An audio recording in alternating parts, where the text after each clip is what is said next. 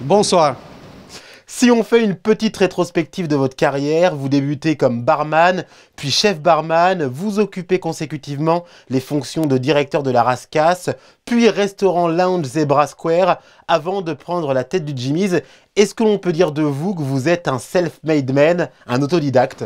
Oui, déjà, vous connaissez déjà toute ma vie. Hein. Oui, oui, effectivement, moi, je suis arrivé à Monaco dans les années 90, en 92.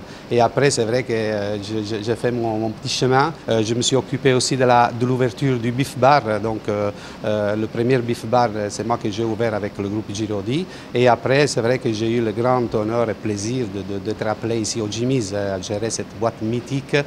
Donc, je n'aurais jamais pensé un jour de pouvoir être directeur. Voilà. Et justement, si vous deviez revenir sur les moments forts de ces 13 années à la tête du Jimmy's, lesquels seraient-ils? Écoutez, c'est tous les ans. Tous les ans, en fait, le Jimmy's, c'est un lieu mythique, comme vous savez. C'est un lieu qui est connu dans le monde entier. Nous, pendant des années, on a même organisé le Jimmy's World Tour. En fait, l'hiver, quand on était fermé, on faisait des soirées Jimmy's à l'étranger.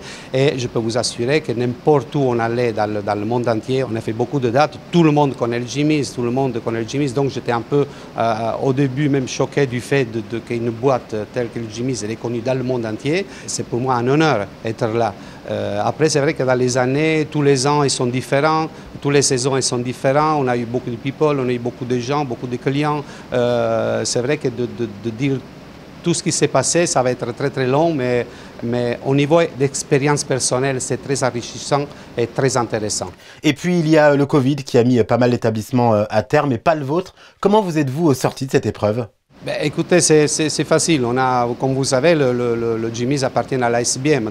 On a quand même, on s'est remis en question, parce qu'en fait, c'est tous les ans qu'on se remet en question, parce que c'est pas parce qu'on existe depuis 50 ans et on est le lieu mythique qu'il faut lâcher la prise. Donc nous, on se met en question toutes les saisons, et toutes les saisons, on essaie d'améliorer le service. Voilà, on essaie un peu de suivre la vague du clubbing, parce que bon, dans ces derniers 13 ans, ça a beaucoup changé. Voilà, il a beaucoup évolué. Donc on essaye un peu de suivre cette vague du climbing. Vous avez donc célébré l'anniversaire du Jimmy's en grande pompe en présence du prince Albert II, de sa nièce Camille Gottlieb, du pilote de Formule 1 Charles Leclerc, venu célébrer sa victoire au Grand Prix de Monaco, qui a d'ailleurs prononcé « I hope Jimmy's is ready », littéralement « j'espère que le Jimmy's est prêt », juste après avoir franchi la ligne d'arrivée en mai dernier. C'est fort. Comment est-ce que vous avez vécu ce moment? Ah non, moi j'étais devant la télé, je regardais, je ne voulais pas croire à mes oreilles hein, quand il a dit ça à Charles. Charles, en plus, personnellement, je le connais depuis des années, depuis qu'il avait 15-16 ans. Et quand il a dit ça dans le casque, c'est vrai qu'on était un peu choqués. Bon, l'anecdote, c'est qu'on a eu la réservation de Charles quelques jours en avant. Donc c'est vrai qu'eux, ils ne bloquent jamais vraiment les tables, mais on savait qu'il venait. Mais après, quand il a gagné, là, j'ai compris que c'était quelque chose de magique cette année. Et c'est vrai que vers 19h30, j'ai reçu un appel de Charles où il me disait, Antonio, bon, on s'est félicité. Et après, il avait réservé une table pour 15 personnes. Du coup, il m'a annoncé qu'il c'était 150.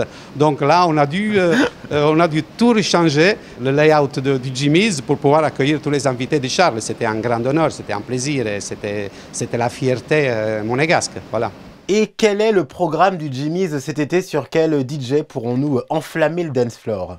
Là, sur l'été, on travaille avec une équipe de DJ résidents, c'est une dizaine de DJ de la région qui nous apportent vraiment cette nouvelle tendance musicale au Jimmy's. Et on aura le samedi, donc samedi soir, on aura la soirée officielle de Philippe Plein. Philippe Plein, c'est un designer qui est partenaire avec le Jimmy's depuis 10 ans. Et donc avec la présence d'Alec Monopoly, qui serait au platine. Et après, sur le mois d'août, pour l'instant, on va annoncer Rick Ross sur le samedi 9 août et après pendant tout le mois d'août il y aura des surprises pendant tous les week-ends. Donc on ne lâche pas l'affaire, vous inquiétez pas. Bon, on a tout noté, hein, le rendez-vous est pris. Vous avez reçu une multitude de DJ stars, Black Coffee, Martin Solveig.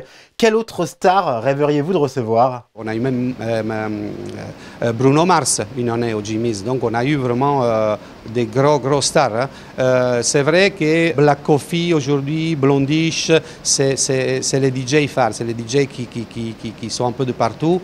Et Mais c'est vrai que mon rêve, c'est même pas un rêve, mais mon souhait, ça serait un jour d'accueillir David Guetta. Ça c'est sûr, ça serait quelque chose qu'on pourrait peut-être envisager d'organiser. Eh bien, merci Anthony Héron d'avoir répondu aux questions de Monaco Info. Et on ne manquera pas de venir faire la fête au Jimmy's. Ben, je vous invite, tous les ans, je vous invite, donc je vous attends avec impatience. Merci beaucoup.